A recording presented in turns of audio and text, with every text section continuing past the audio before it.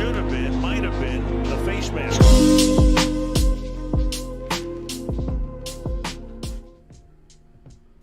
Yo, what's going on, y'all? Thank you for joining us. Thank you for joining us, everybody that is in the waiting room, or was in the waiting room. Yeah. Already throwing up questions. What's going on, Uzi? What's going on, Danny Boy? Yeah, what's going on, everybody? What's going on, Thomas? Thanks for joining us. I apologize in advance if I'm any sniffly at all. John, I already told you I got a little bit of an allergy attack today, but I'm powering through. Yep. We don't care. I'm just saying, in case they get the sniffles. Yeah. Sorry, everybody. I'm apologizing in advance. And I guess we should just let everybody know from the jump that Nick might have to run out at some point through this stream to get his dog. He's at the dentist. So true. Yeah, I got a couple things. Is my video okay? Oh, you know what? Sorry, everybody. No, nobody can see you. Yeah, nobody can see me right now. We got to fix that. It's happening. Give us a second, y'all. Just 1 second, everybody. While you do that, John, I know I'm in the dark right now, but I'll. We got Uzi, Fanter, Hunter Henry moving forward. Yeah, what's going on, Uzi? I'll take these while if you can fix my fix my video. Got it. John's the tech whiz. Okay, cool. Thanks, man. I mean, I think it's Fant, but it's close. Jerry Jeudy's still out probably until week 8, right? That's the speculation. And we don't know how the high ankle sprain is gonna feel coming back. Those are always tricky injuries. Does he just automatically come back and be 100% by week 10? Like, we can't definitively say that. I would say Fant, but it's close. Hunter Henry has been productive this year. Yeah, they both have secondary tight ends who are legitimate parts of the offense. Jonnu Smith and Albert O.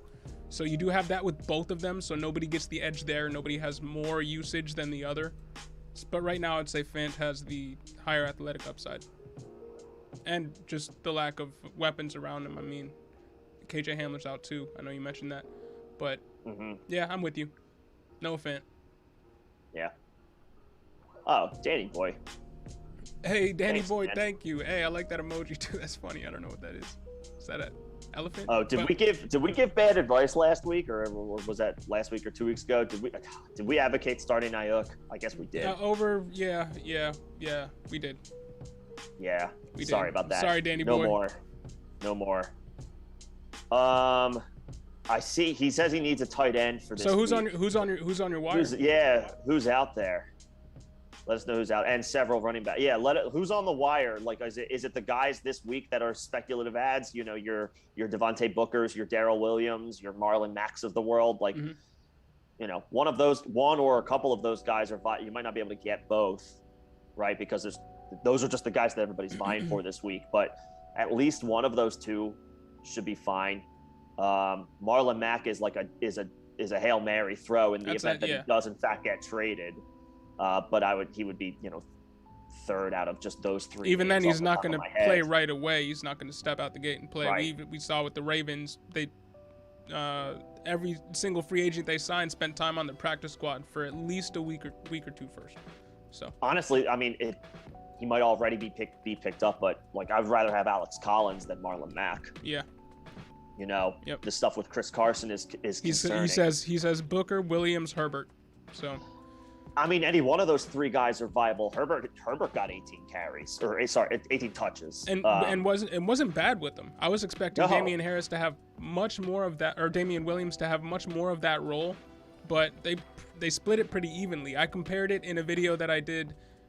What I projected that they were going to be was more like a Chase Edmonds, James Conner split, but it looks more like a Melvin Gordon, Javonte Williams split, right?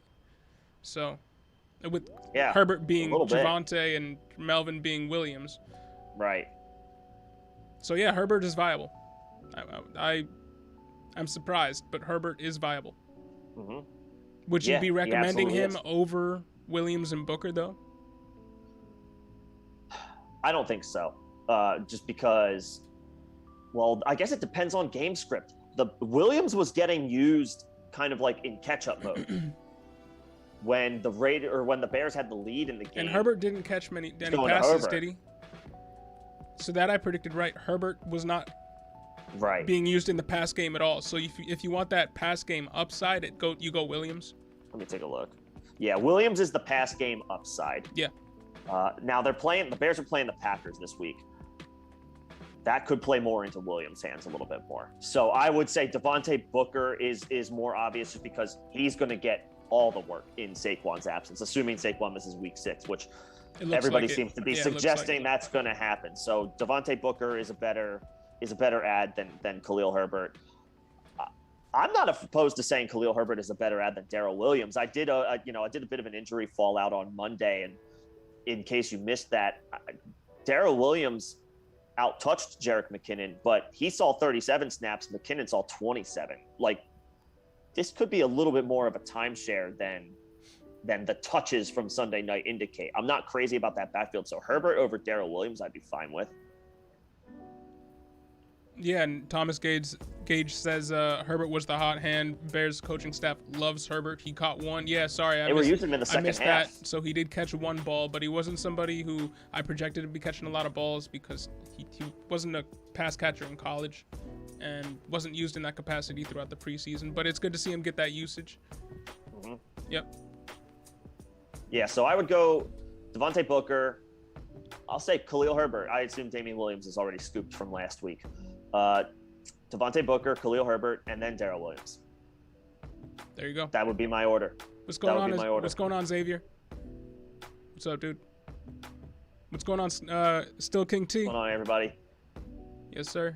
All right, so Uzi, should I drop Ayuk in standard for Khalil Herbert, Darnell Mooney, Rashad Bateman, or Kadarius Toney? I think it's Toney. He's going to get the role. He's going to get the role. Toney looks good. Toney looks good. Tony looks, I know, I'm repeating myself right now. Toney looks good.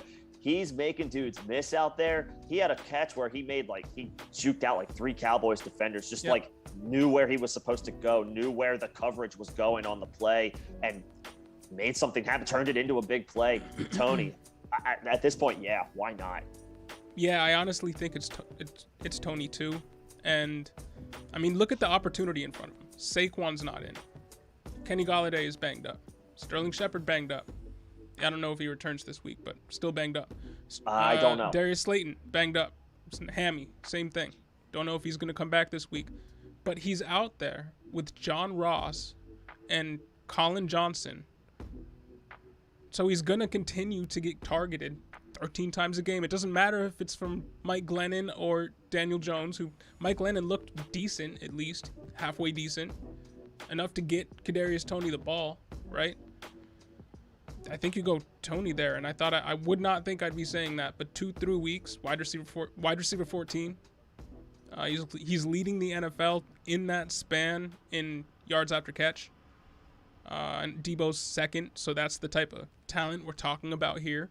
He was compared to Tyreek Hill coming up by a lot of people, and he's not quite at Tyreek Hill's athletic level, but he's about as close as you can get. Ran a 4.37. Super explosive. Gotta go get Toney. Still learning the position too. Never thought I'd be saying that. Yeah, he only played wide receiver for 18 games in college because he came in as a dual threat quarterback. Mm-hmm. So yeah, the upside is there. He's trending up. Yeah, Toney. Yep. Thomas Gage, Singletary, or A.J. Dillon? I mean, John, I don't know how you feel about this. I've got to say Dillon. They're throwing it. The Packers are throwing it to him. They're treating him finally like Jamal Williams was treated. Kind of, yeah. I would go Dillon. Moss looks like the better play in that Buffalo backfield anyway. Yep. And the Packers are definitely more backfield friendly than the Bills are. Mm-hmm. They're like the Packers running backs are going to get more like that situation. Like, yes, those guys are more talented, but their opportunity is also better too. It's twofold. The Bills just are they run when they feel like they have to. They want to throw. And they want to go downfield. Also look at the weapons you have in that offense. I mean, you could say that the Buffalo Bills, and I love being able to say this, have one of the deepest receiving cores in the NFL. So they don't need to pass as much. You look at the Packers, they have Devontae Adams. And then it's anybody's guess. It could be an Aaron Jones day. Usually is. Could be an AJ Aaron Dillon Jones is day like over, two. you know, Randall Cobb or whoever's healthy that week running out at wide receiver 2 or even tight end.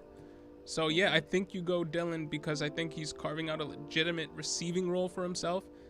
And if he were to ever get a shot at RB1 snaps, I mean, it's over, RB1. Yep. Yeah, got mad when you started Ayuk. I was sorry, Danny boy. We're gonna get some Yeah. wrong. Hopefully, we'll get more right than wrong. The plan is to get most of them right. Yeah. We got that one wrong. Yeah, but thank you for the super chat again. Much appreciated. Yeah, appreciate it. Hopefully this time we can do better. Thomas Gage, Tyson Fury, or Deontay Wilder. Hey, I don't know anything about boxing outside of Muhammad Ali. Won, right? Is good. Was the fight already? All right. Was the dude? Over? Okay. He was that dude. He was good, right? Yeah. Boom. I think that's the extent Fury of my won, boxing though. knowledge. Sorry, y'all. Yeah, I'm not I know there are a lot of people. I don't even. Is it like it's just? I don't even. I couldn't even tell you like the league that it's in or whatever the equivalent word is for it. So yeah, we're zeros there as far as being able to comment on that. Yep. Sorry. Yeah. What's up, Xavier? Yes. Nick predicted Claypool over Cobb correctly last week. Oh, so I appreciate this keeping track. Yeah, and then you said Teddy over Brissett. Hey, yeah, thank you. Thank you for keeping track. Thank you for keeping track.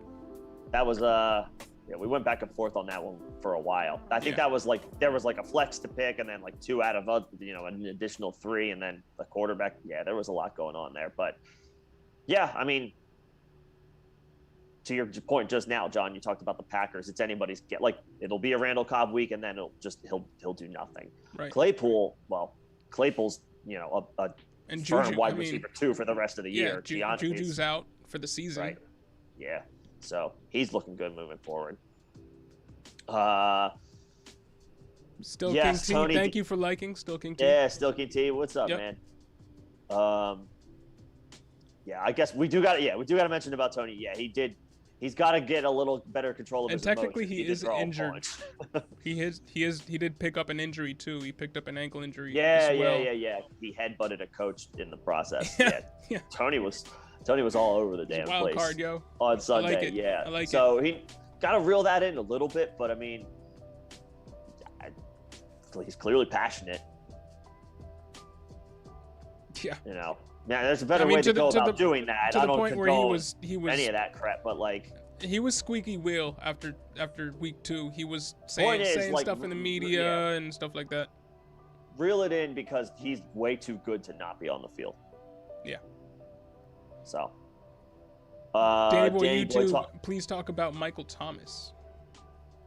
For Allen Robinson and Dallas Goedert. I mean, Goddard's injured. He's got Pitts. So Goddard is now on the COVID list. Danny Boy he has Pitts on COVID, bye. not injured. Okay, I just saw he's IR. on the COVID list. So and they're playing Thursday night. Goddard's not. He's not going to be able to play.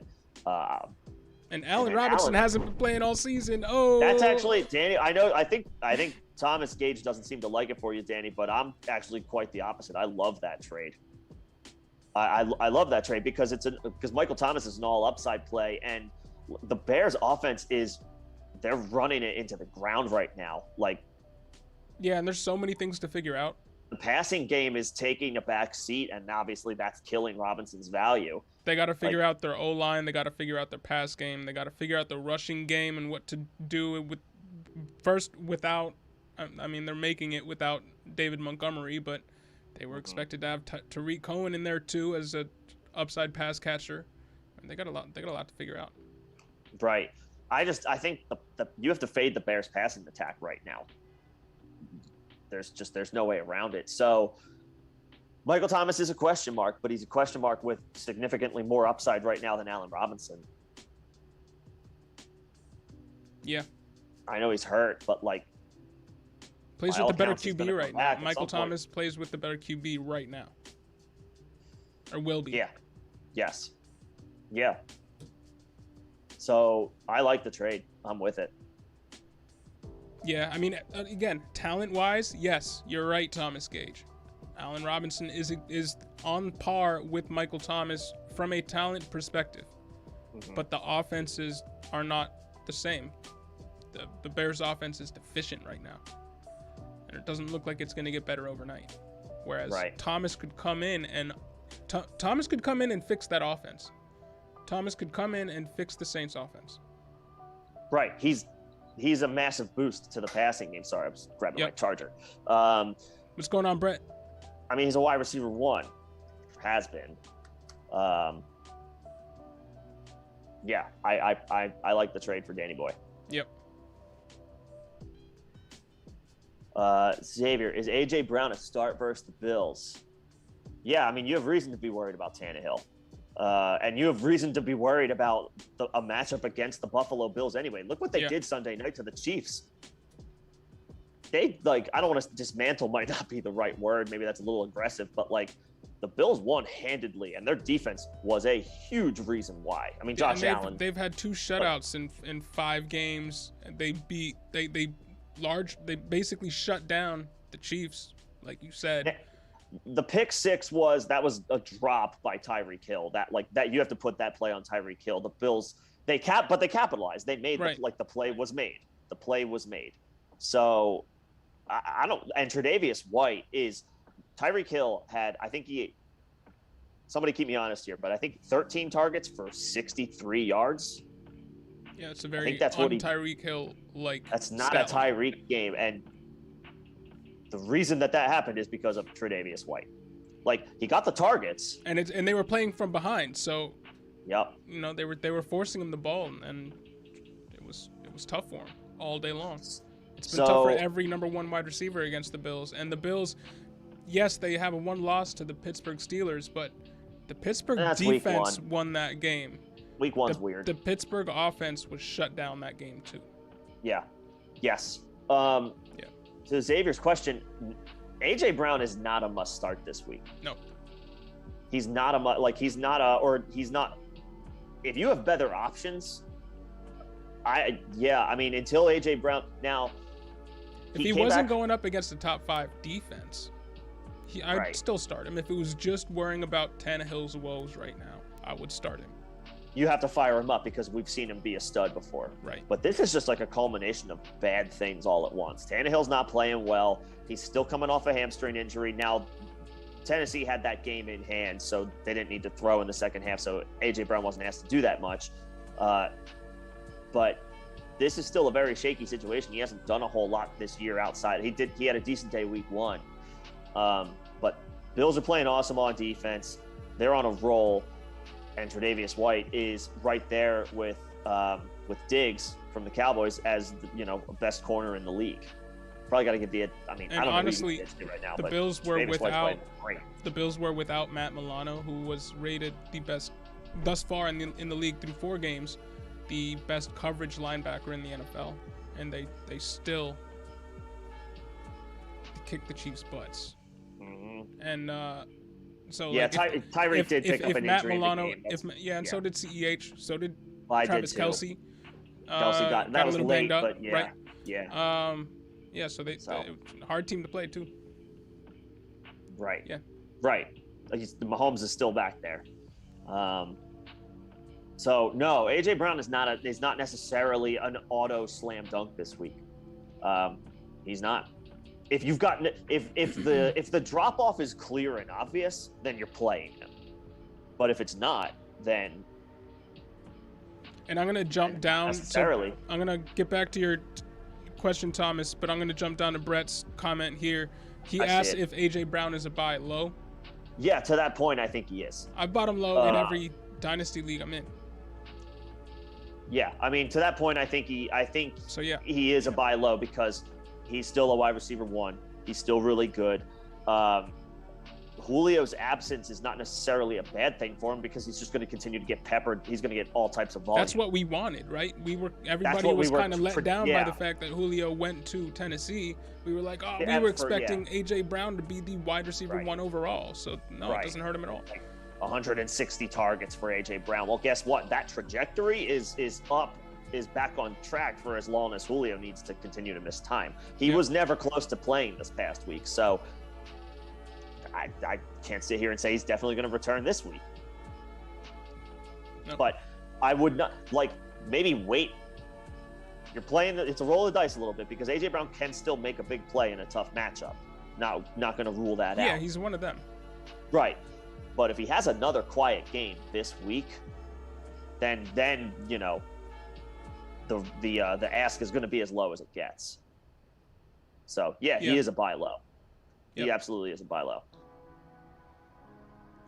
All right, back up to Thomas's question. What is up with Trey Sermon? Does Shanahan just hate him? He looked good 2 weeks ago, but Eli comes in and gets 99% of the snaps. Yeah. Shanahan does just hate him. And yeah, Brett, Trey Sermon is being blackballed by the coaching and Jimmy G, in my opinion. Yeah. I don't know about Jimmy G, but Shanahan definitely has his guys. And he definitely is not averse to sitting somebody altogether in favor of somebody he likes more.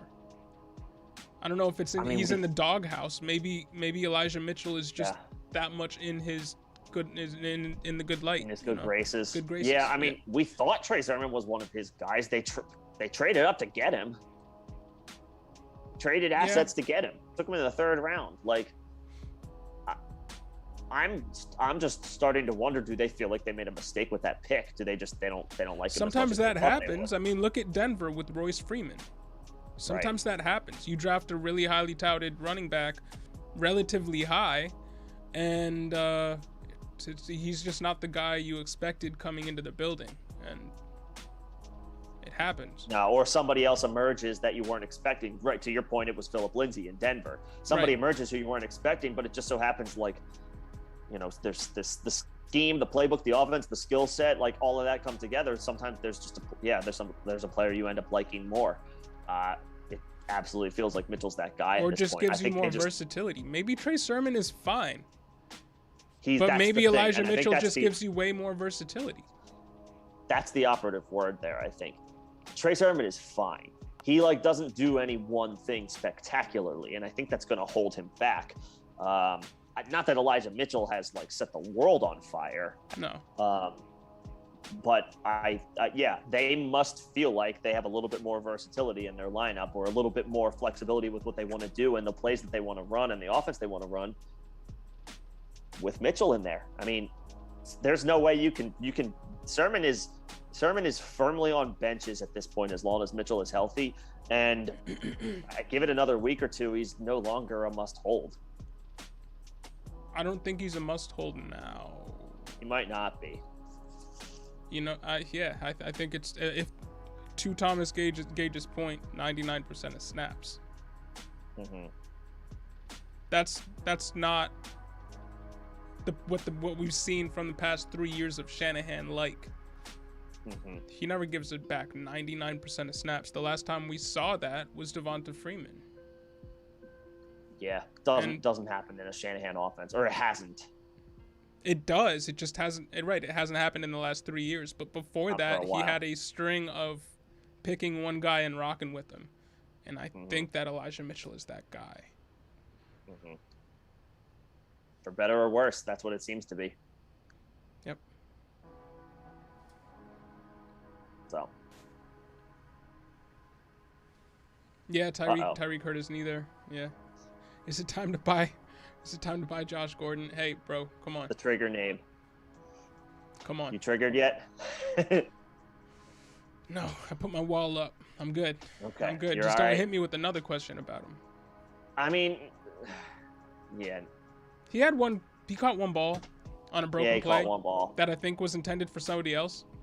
I honestly think it was intended for another receiver in the area, and Josh Gordon is just a big guy, and he was in the vicinity.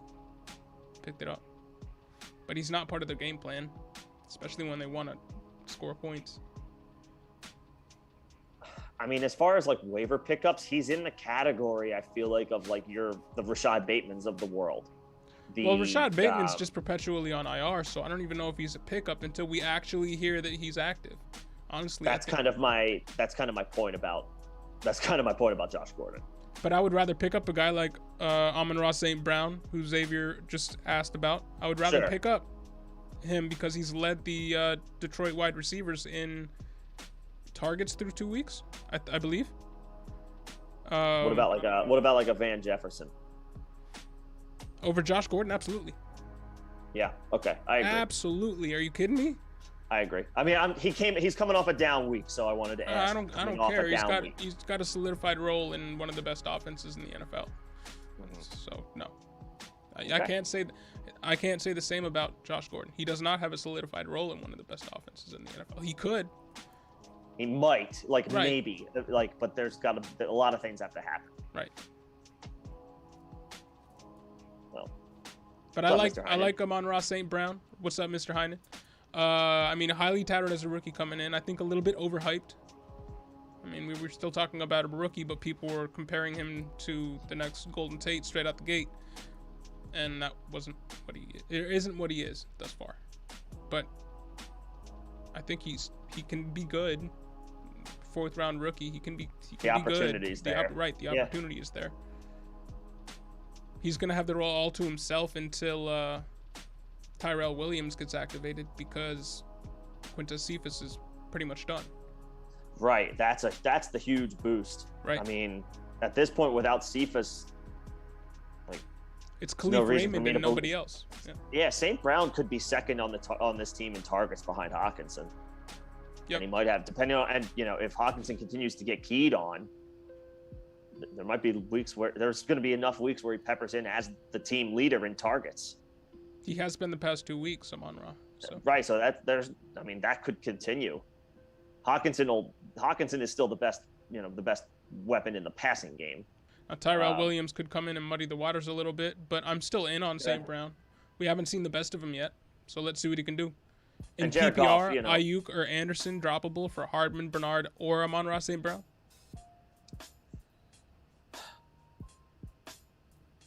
I think Anderson is droppable. I think Anderson's droppable. I feel like I want to do one more week with Ayuk, and then I'm ready to say he's droppable. I know it's been bad, but no Kittle. I mean, his outlook looked better when they were playing Jimmy G. Right. He was around higher as far as the draft. Like, Ayuk was a little bit higher of a draft pick, and maybe for better or worse, sometimes this goes both ways. I have a hard time parting with high draft capital, no matter how bad they're performing outside of like an injury. I know eventually you have to cut ties if you're just not performing, but like, he still could turn it around.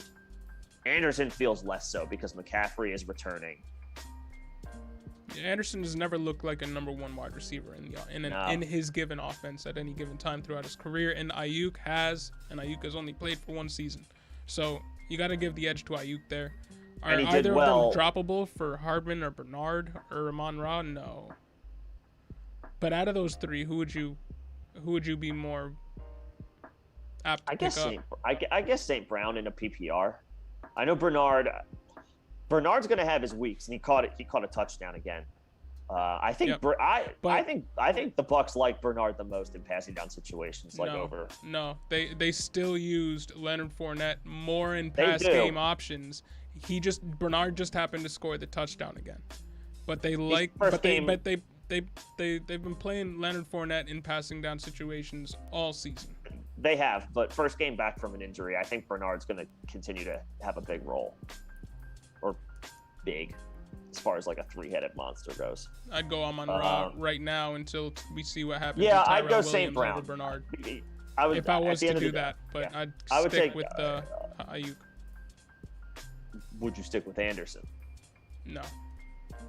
I think I would drop Anderson for Anderson's droppable Amon-Ra. for St. Brown. Yeah. I wouldn't do it for Tyson or Mac. Tyson was active, but he only got like 6 touches. Didn't do much with it. No. And Mac, we got to see him to get. Yeah, he looked better in this past week's game and on Monday night's game, but he had that long run, but I mean, every running back for them was gashing the Ravens, and it was uncharacteristic. Mm-hmm. So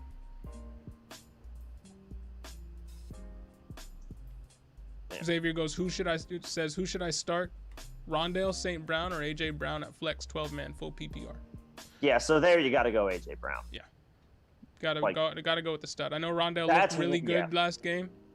Like that's enough of a teardrop. That's a teardrop though, where it's like you got to play at that point. You just got to play AJ Brown. Yeah, one of those guys is a perennial wide receiver one. Mm-hmm. So play that guy. Yeah. Yeah. And hey, glad we could help. Or Herbert, wide receiver. I would still go AJ Brown. But yeah, man, thanks for the questions. Keep throwing questions in the chat. That's what we're here for. Thomas Gage, I'm nervous after anchoring John with the Jordan question. He'll get over it. Yeah, I'm all right. It's all good. He'll get over it. It's all good. Would you guys drop Cardinals defense playing the Browns for Tony? I'm always in favor at this point in the season, at least, of going for the offensive player. If you have another D. Yeah, the Browns are good enough running the ball and using their running backs where the Cardinals don't feel like a must. I know, like Baker Mayfield hasn't been actually they were pretty good. They were pretty good on Sunday, even in a loss.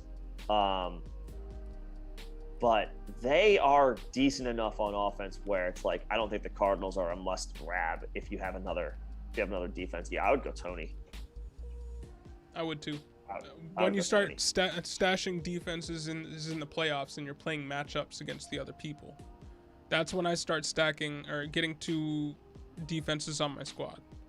I know Nick is in favor of doing that sometimes in season. I typically do it when I'm in the playoffs. Yeah, I personally don't mind holding two, but it's not everybody. And I like holding two in the playoffs when I'm playing those matchups. But I would drop the Cardinals D for Tony. Brett says John Gruden gone. Yeah, man, that happened quickly. Will the Raiders do things differently on offense now? What do you think? So the rest of the coordinators, the rest of the staff is still there.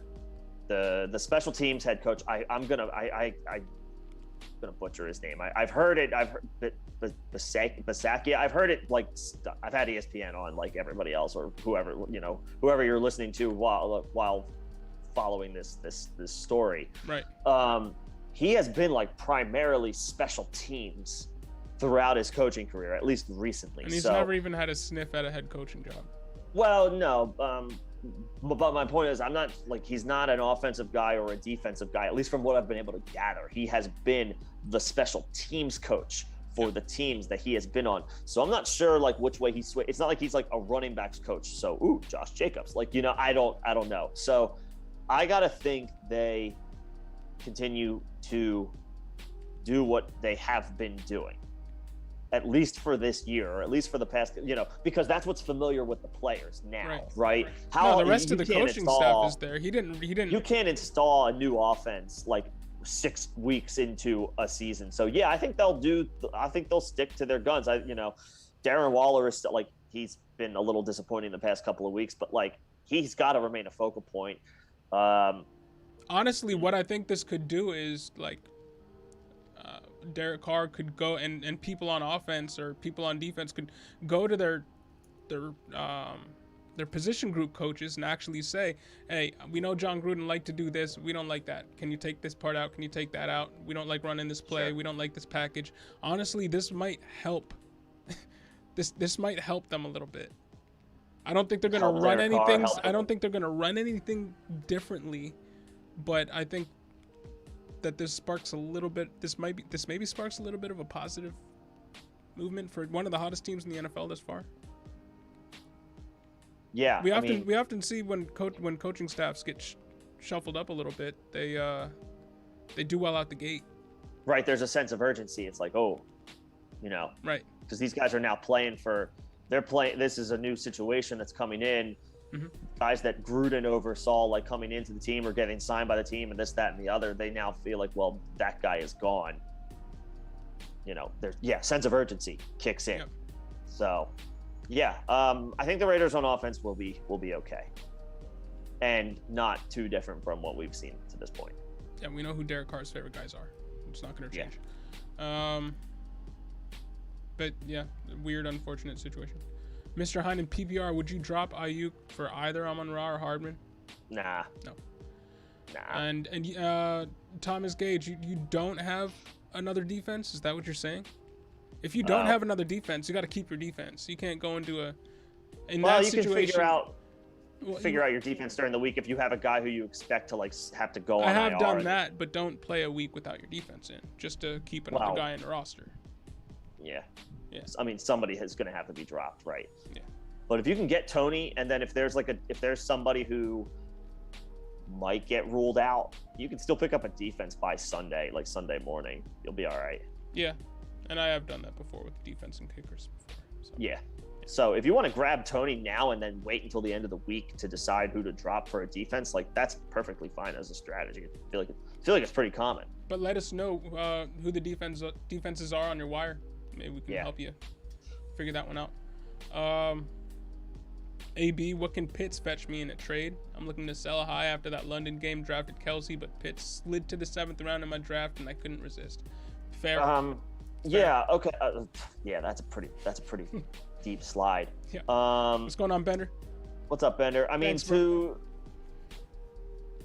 here's the thing. The first thing I do is I bounce around and I look at the teams who could clearly like use a tight end upgrade, see what they have as a surplus, and go from there. Like if it helps me. If it doesn't help me, then I move on.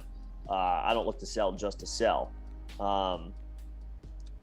So that's especially my first after seeing step. what Pitts did. I mean, I'm not selling. I'm not selling. Nah, I'm not selling Pitts just to sell Pitts. You know. Yeah. So, Continue though. But I mean, at this point, yeah, like if you could use a wide receiver, you know, and there are 1 or 2 or 3 teams that could use a significant tight end upgrade. Maybe somebody drafted Robert Tonyan, maybe somebody like waited really late and picked a flyer that didn't work out, whatever.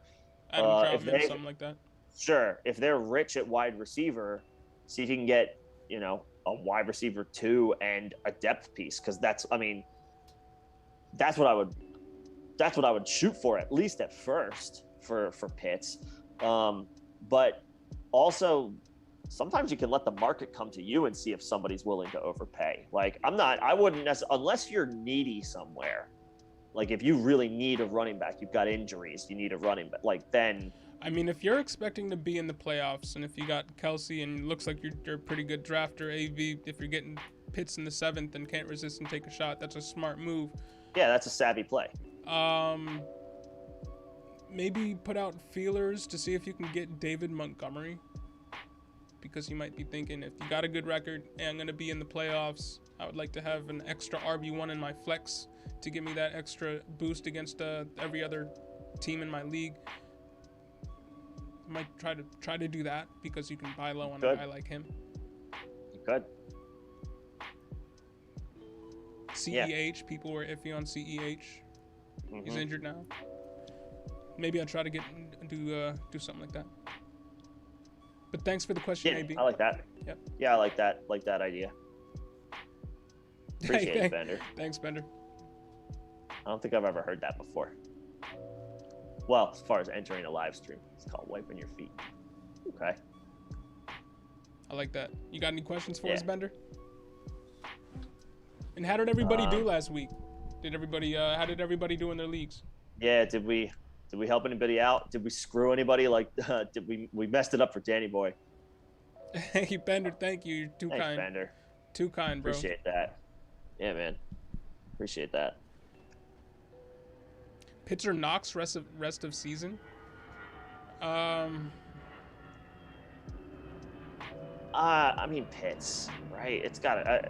I know Knox is on fire. He caught another long bomb for a touchdown. It's got to be Pitts. Like, well, you love Pitts, and I get that you love Pitts. I really enjoy Pitts too, and I think he's got a really bright future. But that happened in the game without Calvin Ridley. Right. And we've seen what he's been with Calvin Ridley, and it hasn't been what Knox has been. In an offense that's loaded, Knox is still getting all that work, getting touchdowns. I mean, Pitts being used as a wide receiver, basically. It's almost a split for me. I really don't know which way to go. I love Knox. I've been high on Knox dating back to last year. He didn't have as good of a season last year as I had hoped, but it's coming to fruition this year.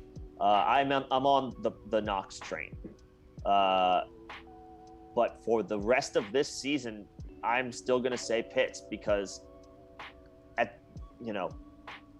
Pitts is going to be featured in that offense. Knox will be featured, but you can't bank on that week to week. You could argue Knox has been featured more than Stephon Diggs. Well, do we expect that to continue? No. The answer is no. I'm sorry. The answer is no. Stephon Diggs was one of the best wide receivers in the league But last year. answer that I'm trying to get to the heart of is Pitts versus Knox rest of season. And I think it's Pitts, but it's close. They both have high athletic upsides. Yes, Pitts is higher, but they both have. I love this. RAS is well above 9. Pitts again his RAS is higher. Knox's was around 9.2. Pitts is around 9.6 or something crazy. Is that a 10? Is that a 10, yeah, right? Yeah. I mean, they're both awesome. Yeah, we're splitting hairs here, but I'm going to go to the guy with the better offense. And that's fair. And that's always an argument. Who didn't just have an outlier game because the wide receiver one wasn't playing. I don't think it was an outlier. It's been. I mean, has he done what he did last game at any other point the whole season? It's the first 5 games of his career. That's the thing. I understand it's the first 5 games sucks. of his career. Yeah, they do. And to that point, they're going to be in more negative game scripts than the Bills are. I'm not saying Pitts ain't going to be dope. I'm very minutely splitting hairs here, and I could really go either way on either of these guys.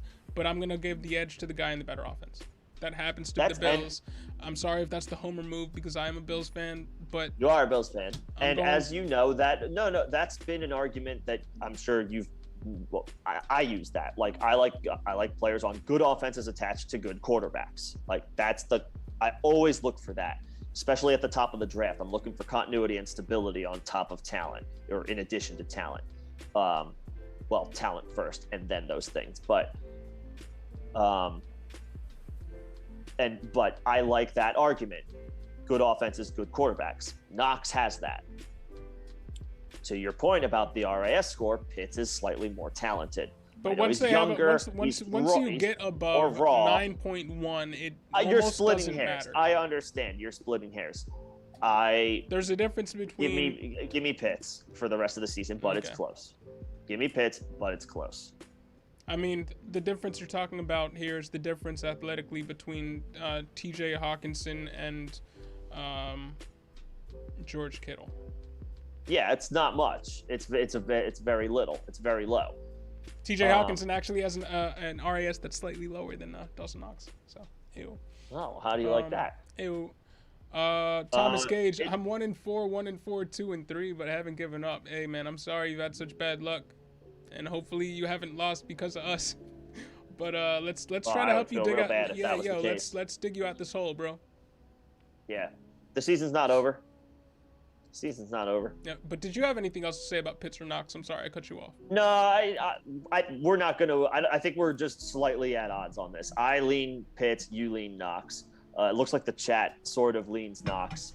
I don't know anybody who was higher in the world on Pitts coming into the season than you. Who, me? Yes. I don't know. I listened to a bunch of podcasts. Everybody was high on him. Nobody was as high on Kyle Pitts as you were. Was I? Okay. All right. Okay. I like Pitts. I like the talent. Nobody was as high as I was on Knox, so maybe I got a problem too. So there you go. Okay, we're at odds. Yep. But they're both gonna. Let's put it this way: they are both easy tight end ones with top 5 upside any given week. And yeah, Bender, I agree. Go Bills. The Bills are fantasy goldmine. Everything. The running back would, I guess, be not the weak point, but like the one where you can't even hate on their production this past year. It's the least likely to deliver. No, I know I sound like I might be hating. That's not my intent because they have delivered like multiple touchdowns, multiple games. That passing offense is so electric and so efficient and so voluminous there's a word for you. Ew. There's a lots of volume in there, right? Like the Bills want to throw the ball. So that's the only thing. The game plan is not always in the favor of and neither the Bills of those running backs but they are still pass deliver. catching running backs. They're both rushers. Moss is I would say can Moss do is it. a little bit better than Singletary, but yeah, neither one is like known for it. Right. Yeah. Now Xavier asks though, is Dimont, David Montgomery, for Diggs straight up a bad trade? You have Josh Allen. Yeah. Hey, don't be sorry about asking questions. That's why we're here, bro. Yeah. But you just want Diggs, and it sucks that AJ Brown and Julio are off to the top of the. Yeah, it does. It does suck. But yo, you just want that Josh Allen, Stephon Diggs stack, and you want to give up Dimont for it? I would do that. Because technically you're buying low on Stephon Diggs. I think Xavier has. Correct me if I'm wrong. We've talked about this in just in video comments before. I think Xavier's got Cook. I think he's got Dalvin Cook. Among another collection of like maybe RB2s and 3s. David Montgomery is a hot button topic for me, John, because as you know, I am a big believer of Montgomery for the second half of the season when he returns, especially with how this Bears offense is going. They're running the ball a lot. And I think it's to protect Justin Fields and help Justin Fields out. So I really like Montgomery's prospects for the second half of the season. That's why I have some pause trading him. If you could get him for a wide receiver 1, obviously, especially when he's hurt and probably will miss another month, that's hard to argue. But running backs become incredibly important for your playoff run. That's all I'll say. And he says yes to the running backs. He has Madison, Zach Moss, Gainwell, Tyreek at wide receiper with AJ and Julio, which is why. You have Tyreek. I would keep. Man, am I crazy? I would keep Montgomery. I think I would keep because you have Tyreek, and he's past the 2 worst matchups that he's probably going to have this year. Right? He saw Denzel Ward week 1. That didn't matter. He saw Tre'Davious White Sunday night. Done. Out of the way. Like Tyreek's your wide receiver 1, your anchor that you can lean on, the dude who can get 2 touchdowns, and it's nothing, because he can get a couple of bombs. What I would probably recommend you doing there is to do it, but package Julio, because you don't want AJ and Julio on the same squad. That was so I would package David Montgomery and Julio, and try to get a running back that doesn't make you running back deficient then from trading away David Montgomery. Mm-hmm. I'm trying to think of a good comparable or somebody to where that, like, who you could do that with. I mean, would you do it for a guy like Leonard Fournette? We were talking about Leonard Fournette. He's gotten all the usage he can handle basically in Tampa. No? What's the level of running back that you would do if you went David Montgomery, Julio, for Stephon Diggs and? I have no problem. I'll repeat myself until I'm blue in the face. I mean that in a positive way. I have no problem hammering this home. I believe in David Montgomery as a worst case low end RB1 for the stretch run. If I'm trading David Montgomery, even though he's injured, and a wide receiver, even though he's injured, I need a healthy RB1. RB1. I believe in David Montgomery for the second half. The schedule is in his favor, and the offense and the scheme and the way the Bears offense is going is in David Montgomery's favor. I just don't want to trade him. I don't want to trade. If I don't have him, I kind of want to try to acquire him. And if I have him, I would say the same. I would say the same. If I don't have him, I'm trying to acquire him. If I'm 1-4, or God forbid, 0-5, but maybe I feel like I could still come back. Maybe my points are decent or whatever. I've just had bad luck. Right. Then okay, I trade David Montgomery for healthy pieces now. But if I'm 3-2 or even 2-3, but I'm in that 6-7, even if I'm worst case, I'm 6-7 or I'm right on the fringe edge of the playoff hunt, I'm holding David Montgomery unless the offer is a healthy RB1. Yeah, that's smart. It's smart, but I would like if I had Josh Allen and I had the ability to get Stephon Diggs for a running back. I understand that. That is injured, I understand and that. I could trade Julio and not have 2 Tennessee wide receivers on the same squad, and get a decent running back, high-end running back 2, to go along with Stephon Diggs. I would do that, even though it's not the RB1 that David Montgomery is. You're getting the clear, better, healthier wide receiver in that deal. So you have to trade you have to take a little bit of a concession there. You got to give to get. I understand. I mean, and the Allen Diggs. Darren. Okay. What running backs does the team have? Xavier, let us know what running backs. He's got Dalvin Cook and Madison, so he's got the Vikings handcuff. No. What does the other team that he's trading? Oh, so the other trading team that he's David Montgomery away from, or away to. Yeah. Let us know what are the running backs on his team that you could potentially be getting back in that kind of deal. Yeah. I'm inclined to say if I'm like 4-1, I hold. If I'm 1-4, then okay. Like Diggs and Fournette, like okay, like because then I can take a shot at it now. I guess I'd agree, but depending on what kind of caliber of running back you can get back, I would at least make the inquiry. Sure. Because if you can't get a healthy RB1 for that, then, or a guy that you would project to be an RB1 then for that, then I would do it. He has Eckler, Elijah Mitchell, Naheem Hines. Yeah, you're not going to get Eckler. I mean, yeah, no. See, no, I think I'm inclined to say hold. Not yet. I think I'm inclined to say hold. Yeah. Yeah. I know it's enticing to try to get Stephon Diggs, though. Yeah. I mean, any chance you could trade Madison? I wouldn't do that because you have Cook. Hold that whole situation. I'm holding. I'm holding. Bender still waiting for Javonte Williams to break out. Yeah. I mean, he's popping some big runs week to week, but like it's been the rookie mistakes are still there. It's been mixed in with some unproductive touches. Yeah. And he hasn't like ran away with the job from Melvin Gordon. For the majority of the season, Melvin Gordon still looked like the better running back all around. Javonte has obviously time to grow into that, and I believe he will. But I could see it taking until about week 10, week 12.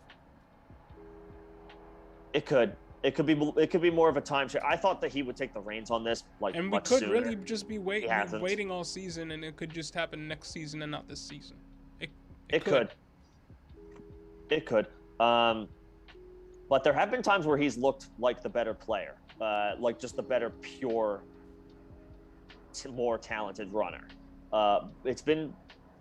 It hasn't been every single snap. It's not like he looks consistently better, but the Broncos aren't using him because he's a rookie. That's not the case. But there have been times where he has looked really good. He has flashed. He has dragged defenders with him on a long run. He busted a 40-yard run in a tough matchup Sunday against Pittsburgh on the road. Like that's an impressive play by itself. He didn't have much else to his name other than that run, but it still happened. So, he needs to kind of just put it all together. And he's a rookie, so it just hasn't happened yet. This is not out of the, this is not so crazy, but he still can take the 1A role in this backfield. He still can. I don't know if I'm predicting it because it has still just been an even split. Yeah, I don't know if he will, but I think he can.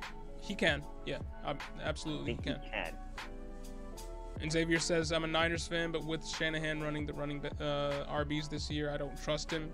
I mean, I don't know if it's that. I'm not willing to say that Elijah Mitchell is a high-end running back too, which is what it would take for me to do that deal. Yeah. Yeah. You would need to show it to me.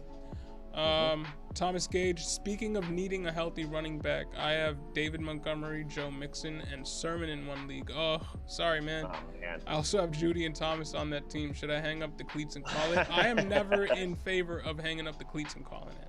Nah, I am always in favor of wheeling and dealing and trying to make something happen. I would trade David Montgomery, and honestly, I would see what I can get from Mixon, and can't do much with Sermon right now. I would hold on to Judy, I guess. I would trade the running backs. Shake things up, trade the running backs. You know you're gonna get Judy and Thomas later on, but you need people to hold you over, and you need to shake it up a little bit. Thanks for stopping by, Bender. It's gotta run. Oh, thanks for stopping through, Bender. Thank you for the super chat. Appreciate it. Yeah. So again with Monty, if I'm 1-4, I'm willing to sell Monty, but I'm not selling low on Monty just because he's injured. Again, no. to this point that I've been making, I'm willing to if I'm 1-4, I'm willing to sell Monty to say a team who's 4-1 or at the top of the standings, who's looking good and is looking to make a move. But I'm asking for 2 solid pieces or one really good piece. Yeah, you want to be upgrading everywhere else and still getting back a running back that you can play. That doesn't make you deficient, but I'm all in favor of shaking things up when you need to. Honestly, that's my favorite part of fantasy is trying to figure out how to dig yourself out of a hole. That's why I love Dynasty. So it's fun. Yep. Sermon doesn't have any. He's just not going to get you anything right now. I can't imagine unless there's unless you got like somebody like Xavier, a 49ers fan, or in the league who's like, yeah, Trey Sermon. Sermon just doesn't have any value right now, and I don't think anybody's going to be interested in him. So Monty would be my selection. I think Mixon's healthy, so I would say keep Mixon. I would wait until he has a better week than he did last week, where he was splitting touches with Samaje Perine, who didn't he just go on IR? He landed on the COVID list. All right, so we're gonna see a game where it's gonna be the Joe Mixon and Chris Evans show. So Joe Mixon should get more work and not gonna get you 10 points, and then I would sell. Joe Mixon because he can get you one more good week. He's coming back. He was working his way back from his own injury. Right? Yeah, that's why he's a little bit healthier. That's why I think I hold him, because it was a week-to-week prognosis, and then he played the next week. I know he was on 10 days rest, but and in a limited role, a limited capacity. P. Ryan got more work, but the fact that Mixon played the next week was very positive. With all of those injuries, I would hold. But he's been phased out of the pass game progressively more and more since week 1. I would try to get like a Damian Harris for Joe Mixon, because I think there are much better days ahead for Damian Harris. This trend of him not really doing too much on the ground is not going to continue. He was taken out of parts of the last game because he picked up chest ailments throughout the game, but I think it's going to be Damian Harris time sooner than later. And this was a guy I was projecting to be a borderline running back 1. I think he gets there at some point.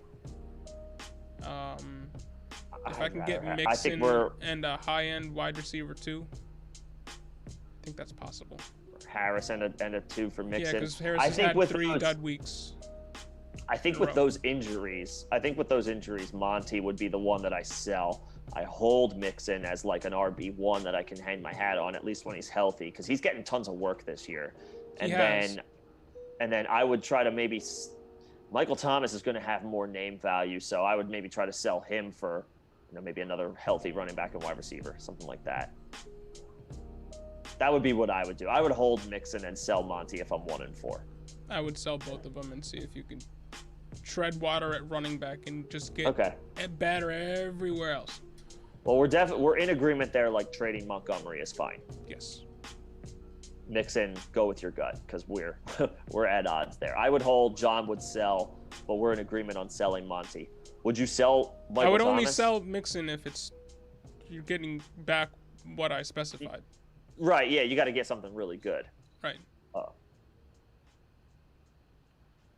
But yeah, I would sell Montgomery. I would sell Michael Thomas as well. Try to get back into the playoff race by trading hurt guys with upside for healthy guys now. Yep. So, and then did you do Michael Thomas for Kadarius Toney? I need a little bit more than that, or I need a couple of pieces. No, but like would you be happy with getting that wide receiver back in a package? Yeah. But Daniel Jones needs Kadarius to be- Toney surprised the hell out of me, dude. I was not Yeah, he expecting that from him. Yeah, he did. I was not expecting that from him. Yeah, he did. But hey, you're welcome, Xavier. Also, I'd Daniel Carlson and drop. Yep. I mean, I stream kickers. Like, I try to look at a matchup. I try to look at who's a home favorite. Who do I expect to win and is kicking field goals to like maintain a lead. I stream kickers. So yeah, I mean, if you like a situation better, then sure. Carlson's not a must hold. No. So honestly, convince your league to just drop kickers altogether. Mm-hmm. Respect to all the kickers out there.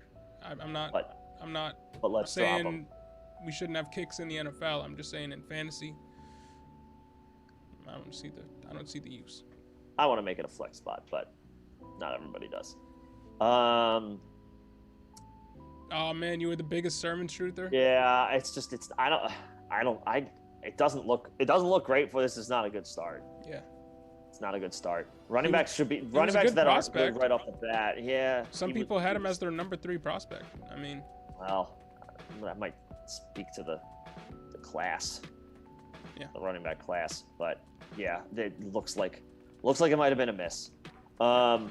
It looks like there's one more question in the chat, and then John, I got a call from the vet. My pup is ready to pick up, so I have to go get my dog. But I can help out with this one last question. We'll continue if anybody else has any other questions. But then if you want to hang, John, if you want to continue to take over. Yeah, we'll have hang and see if there's any other questions that pop up for a little bit, and then I'll probably shut this stream down. Thank you for everybody that are in here, but let's get to this last question before you gotta head out. Yeah, Booker is worth the second waiver wire spot. I mean, yeah. So, if this is the same league where you've got Montgomery, you've got Mixon, you've got Sermon, yes. I mean, yes, because you're just trying to get a win. So like the waiver priority at this point, like holding that doesn't make sense. Like if you think you could get Devontae Booker with the second overall claim. He's an easy plug and play this week. The matchup's like okay by the numbers. It's a little scary because it's the Rams, and Mike Glennon might be starting, but Booker's gonna get tons of volume. If the options are thin on the wire, if you're starting Joe Mixon and Trey Sermon, or if that's what it's like trending toward, then yeah, get Devontae Booker. Yeah, we saw last year that Wayne Gallman was really successful in that offense for a while, for the duration of the time that he had the starting job. He was in the teens, somewhere in the teens, ranked in points per game by the end of the season. Wide receiver 16 or something like that. So yeah, there is valuable touches to be had in that offense. And he'll get most of them. Chase Wellner, since Goddard is on the COVID list, should I start Ertz at Tampa over Hunter Henry at Dallas? I mean, the matchup is better for Ertz. I'm not sure how much I trust Ertz. Hunter Henry is probably the better play in the tough even though it's a tougher matchup, because the Dallas defense is pretty good this year. Tampa's giving up all types of production through the air. So if you like the matchup, Ertz, and the Eagles are going to have to throw all day because we expect Tampa to win. They're 7-point favorites, even though they're on the road and it's a Thursday night. The Eagles are going to be throwing. So if you like the matchup, then Ertz. But if you like, who has been more productive so far, it's Hunter Henry. And I will say that the and you gotta head out whenever you gotta head out. Thanks for. Go ahead and wrap this up, and then I got to. But it was good hanging with everybody. Absolutely. That Hunter Henry or the Dallas last game when they went against the Giants, Kadarius Toney was playing out of the slot. He got most of his reps out of the slot. Those short to intermediate routes really was the bread and butter of the Giants offense against the Dallas Cowboys. The Patriots might opt for a similar game plan, which would feature Hunter Henry in the short to intermediate game. So I will say that I don't think I would go Ertz. I think I would go Hunter Henry here. I think Henry is the slightly better play unless you're just someone who targets good matchups. But yeah, I think Henry makes a little bit more sense. I gotta run. It was good hanging with everybody. I gotta go get a dog who has been on anesthesia all day, but by all accounts, I think he's good. Just needed a dental clean. So Utley's gonna be all loopy when you get him home. He's gonna be he's loopy anyway. It's gonna be even worse when I get him back. But anyway, it's good hanging with everybody. John's sticking around. If you need to answer any or ask any other questions, John, thanks for holding down the fort. I'll see everybody. I think we're doing Saturday night again for start sit this week because there's another London game. But we'll figure that out. Yep. We'll figure that out. We'll make sure to drop information on the channel. Mm-hmm. But all right, see you later, guys. John, enjoy the rest of the stream.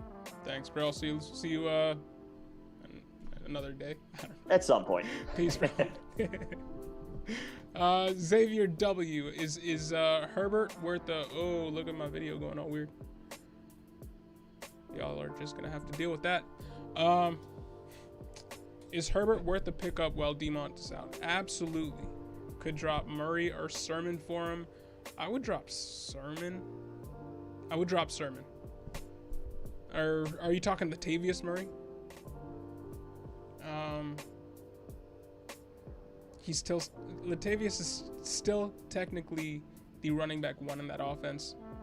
So despite the fact that he had a dud game and we saw Tyson Williams active again and we saw Devonta Freeman get valuable touches, I would still say you should be holding on to Murray because it is the running back one, the de facto running back one for one of the best rushing offenses in the NFL. So I would drop Sermon for Herbert. I think that's fine to do. Herbert got 18 touches last game. I was corrected by Thomas. He did catch one pass. So he technically is a pass catching threat. They're not much of one. But I do like Herbert. I do like Herbert a lot. He proved me wrong. He didn't have a profile from when I did the rookie profiles, he did not have a profile that I thought would translate to the NFL. And through one game it has. So next question. Okay, follow up on that Booker waiver ad. Do I drop Sermon? Then I have Fields, Cousins, or so should I drop one of those guys or hold Sermon? I think Sermon's a drop. What kind of league is that? Is that Superflex? Usually I don't hold on to two quarterbacks in the Superflex, or if it's not Superflex, I'm usually a one quarterback person. And I would keep Cousins over Fields just because Cousins has been doing it, and Fields is giving you like 8 points a week. But Sermon isn't getting you even that. So if it's not super flex, it would be either dropping Fields or Sermon. And it would be either. I wouldn't really have a preference. It would be your preference. But let me know. B3 Solo, what's going on? A 12-team PPR. It's not Superflex. Snagged Wilson and Claypool off waivers this week. Claypool was on waivers? What? That's crazy, dude. All right. Well, all right. I don't know how that happened. And Russell Wilson was on waivers too. That's a sneaky pickup. If you can hold him through this finger injury, hey, man, you made out great. That's awesome. And Hunter Henry too. Damn. I want to play in your league. Thomas Gage, not super flex. Okay, then I'd probably drop Fields. I would probably drop Fields just because if something were to happen to Elijah Mitchell, if he were to get banged up again, he was just banged up, then technically Sermon would be the RB1 and he would have fantasy value, even though he did not run away with the job. But I don't see a situation in which I would be playing Fields over Cousins until Fields shows something, and he hasn't. That hasn't come to fruition yet. So I would say drop Fields.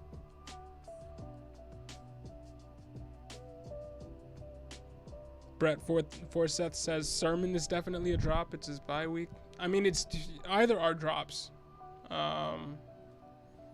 Yeah, I mean, you could probably pick up Sermon again next week. With that in mind, yeah, with the fact that it's his bye week, I would probably drop Sermon. But honestly, it's your call. Because I don't expect much fantasy production from either, at least in the short term. B3 solo. Should I drop Bridgewater for Cousins? What are their matchups? Let me check it out.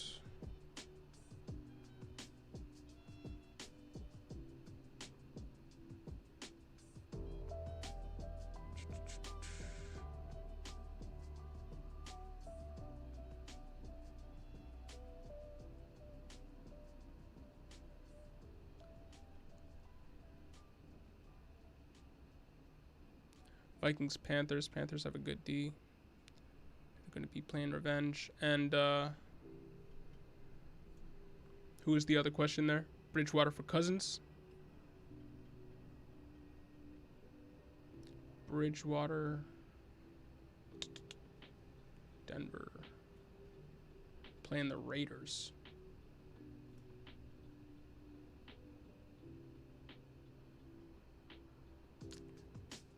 I would probably go Cousins there because I like his weapons more. I like Justin Jefferson, Adam Thielen.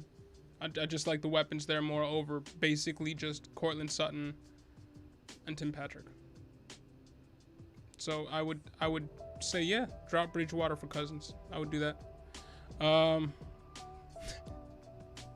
Sleeping my lineup is about to be lethal. Yeah, man, that was really dumb. Whoever dropped Russell Wilson, to everybody out there still listening, don't drop Russell Wilson, don't drop Chase Claypool, and don't drop Hunter Henry. Don't do it. But you guys, I am gonna call it a night here. Thank you guys for joining in. Unless there's another question, real quick. Thomas says, I know as soon as I drop Sermon, he's gonna come out by a week with 20 touches and 25 PPR points. I mean, I highly doubt that, and I know Nick highly doubts that. So, yeah, if that happens, then we'll both be surprised too. We'll all be in the same boat. But hey, you're welcome, B Solo or B3 Solo. Thanks for joining in. Thanks for tuning in. But you guys, hey, have a great night. Tune in with us on Saturday night, Saturday evening. We're gonna have another live stream pre-London game, and we'll also have another stream post-London game before the 1 o'clock games on Sunday. So tune in with us then, and throw any questions you have in the comments below on this video. We'll answer them as we see them. But have a great night, and thanks again. Thanks for everybody that subbed. Thanks for everybody that liked and threw us a super chat. Y'all are great, and I hope we helped you out. Peace.